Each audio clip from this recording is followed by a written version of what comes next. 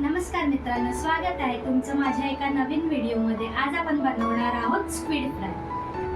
चला तर मग आता सुरुवात करूया। तर आपण हे स्वच्छ धुवून आणि साफ करून घेतलेत। आता ह्याला आपण छोटे छोटे रिंग मध्ये कट करून घेऊया।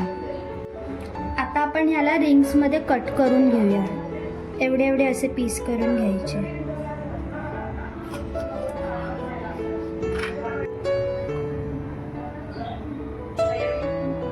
रिंग टाइप मध्ये कट करून घेतलेत। हे बघा,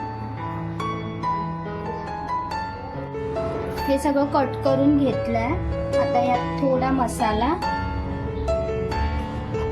हळद आणि मीठ टाकून घेऊया आणि एकत्र करूया।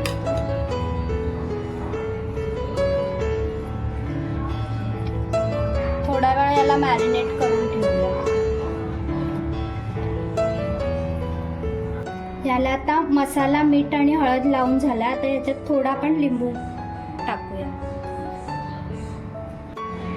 स्क्विडला आपण मसाला, मीठ आणि हळद लावून घेतलाय आणि त्याच्या कोटिंगसाठी आता आपण रवा, त्यात थोडी हळद आणि थोडा मसाला आणि ते पण एकत्र करून घेऊयात। ह्यात थोडाच मसाला टाकायचा, कारण ऑलरेडी आपण स्क्विडला लावलेला आहे मीठ मसाला वगैरे। असं सगळं एकत्र करून घेऊया। हे असं एकत्र करून घेतलंय। तेवढ्यातच आपण तेल तापत ठेवूया। कढई ताप ठेवली आहे,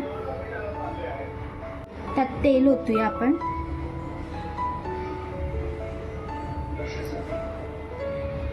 ते तापतंय तोपर्यंत आपण स्क्विडला रव्यामध्ये कोटिंग करून घेऊया। असं एक एक एक एक करून रव्यामध्ये कोटिंग करूया।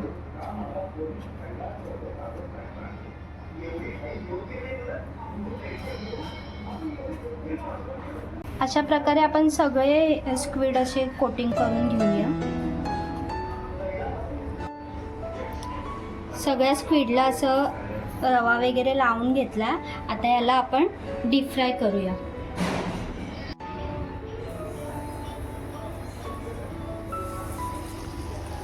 हे फ्राय करताना सांभाळून फ्राय करत जा, कारण पटकन उडतं।